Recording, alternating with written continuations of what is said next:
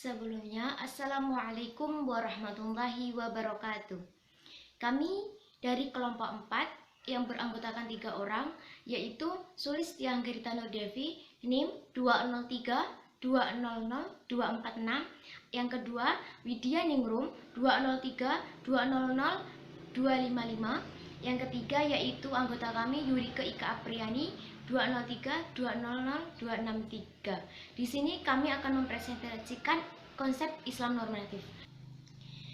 Ada 4 poin pembahasan. Yang pertama, Islam sebagai agama wahyu. Yang kedua, universalitas ajaran Islam. Yang ketiga, sistem kepercayaan Islam. Yang keempat, sistem peribadatan Islam. Yang pertama, Islam sebagai agama wahyu.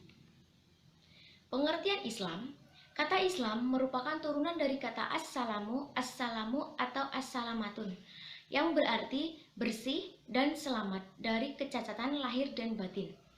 Islam berarti suci, bersih, tanpa cacat. Islam juga berarti menyerahkan sesuatu. Menurut terminologis, Islam adalah mengacu kepada agama yang bersumber pada datangnya dari Allah, bukan manusia. Pengertian wahyu. Dalam bahasa Indonesia, kata wahyu memiliki arti petunjuk dari Allah Subhanahu wa Ta'ala yang diturunkan hanya kepada para nabi, rasul melalui berbagai cara dan jalan. Ibnu Mansur mengatakan dalam pendapatnya, wahyu adalah berasal dari bahasa Arab dari kata al-wahyu yang berarti indikasi, tulisan, pesan, ilham, dan ungkapan yang tersembunyi.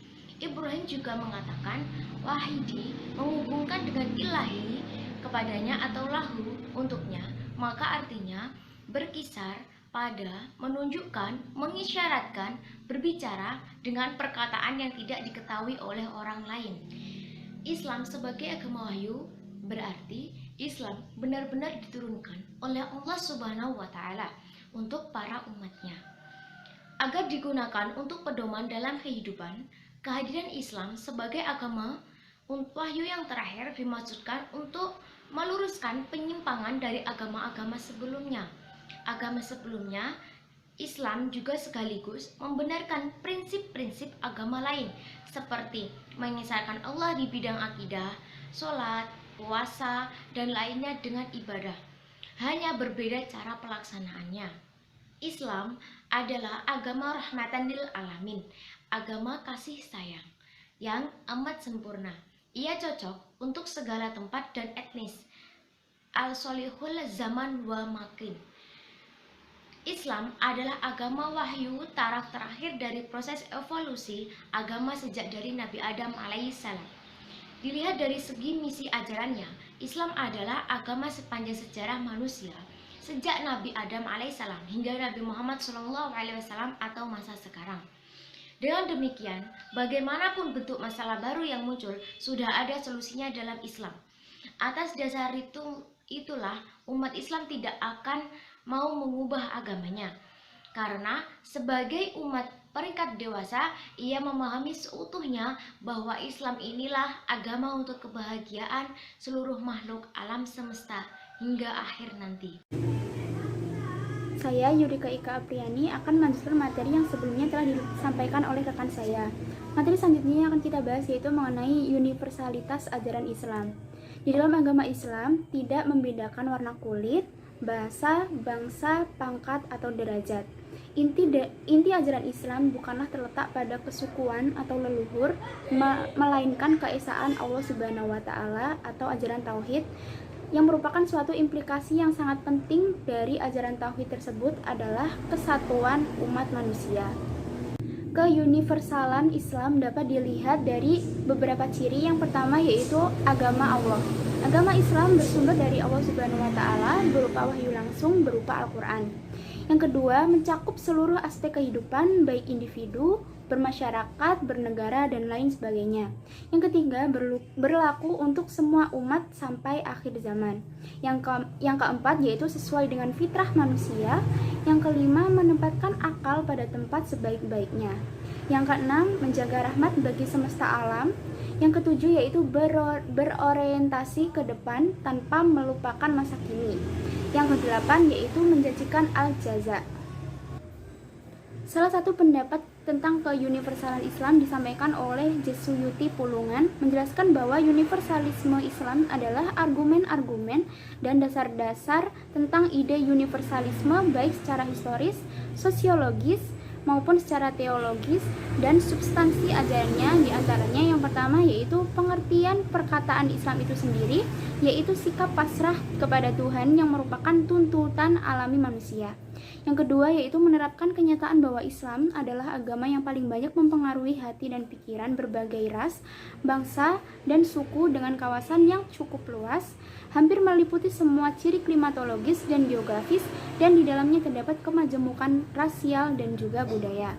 Yang ketiga, Islam berurusan dengan alam kemanusiaan karena ia bersama manusia tanpa pembatasan ruang dan juga waktu.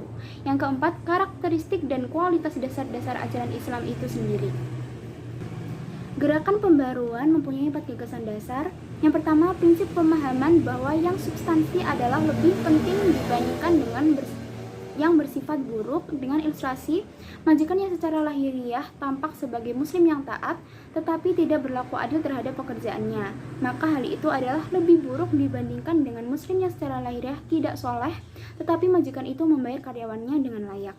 Yang kedua, tentang nilai abadi dan universal dari Al-Quran dan hadis serta keharusan penafsiran kembali guna memperoleh pemahaman yang benar.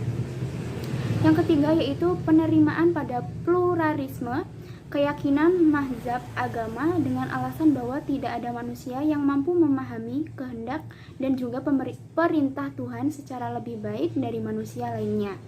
Yang keempat yaitu Undang-Undang Dasar 1945 dan Pancasila merupakan bentuk final negara Indonesia. Materi selanjutnya akan kita bahas yaitu mengenai sistem kepercayaan dalam Islam. Sebelum membahas lebih lanjut, kita harus mengetahui apa sih itu kepercayaan. Menurut Kamus Besar Bahasa Indonesia, kepercayaan adalah harapan dan keyakinan seseorang terhadap orang lain akan kejujuran, kebaikan, dan kesetiaan. Sedangkan menurut istilah, kepercayaan merupakan suatu sikap yang ditunjukkan oleh manusia saat ia merasa tahu dan menyimpulkan bahwa dirinya telah mencapai kebenaran. Dari beberapa pengertian di atas dapat disimpulkan bahwa kepercayaan adalah suatu harapan positif, asumsi atau keyakinan dari proses kognitif seseorang yang dipegang dan ditujukan pada orang lain bahwa orang tersebut akan berperilaku seperti yang diharapkan atau dibutuhkan. Prinsip-prinsip kepercayaan dalam Islam. Prinsip-prinsip kepercayaan dalam Islam secara keseluruhan tercakup dalam sejumlah prinsip dan seluruh sistem dalam agama Islam, yaitu sistem yang serasi, koheren, dan terjalin dengan baik. Prinsip-prinsip tersebut antara lain yang pertama yaitu pengakuan dan keyakinan bahwa Allah Subhanahu wa Ta'ala ada Esa. Esa baik dalam zat, sifat, dan perbuatannya, meyakini bahwa Allah Subhanahu wa Ta'ala sang pencipta alam yang mengatur seluruh urusan mereka yang dengan ilmunya, kuadratnya, dan juga kehendaknya. Yang kedua, pengakuan bahwa Allah Subhanahu wa Ta'ala telah mengutus Rasul. Rasul diutus Allah Subhanahu wa Ta'ala adalah untuk menuntun umat manusia. Yang ketiga yaitu kepercayaan akan adanya hari kebangkitan. Keyakinan seperti ini memberikan kesadaran kepada seluruh umat muslim bahwasannya kehidupan di dunia hanyalah semu atau sementara dan setiap umat muslim pada hari akhir nanti akan dibangkitkan serta akan dimintai pertanggungjawaban atas setiap perbuatannya di dunia. Yang keempat yaitu keyakinan bahwa Allah Subhanahu wa Ta'ala Maha Adil. Ketika keyakinan seperti ini tertanam dalam diri manusia, maka akan menumbuhkan keyakinan bahwa apa yang akan dilakukan akan mendapatkan balasan dari Allah Subhanahu wa Ta'ala.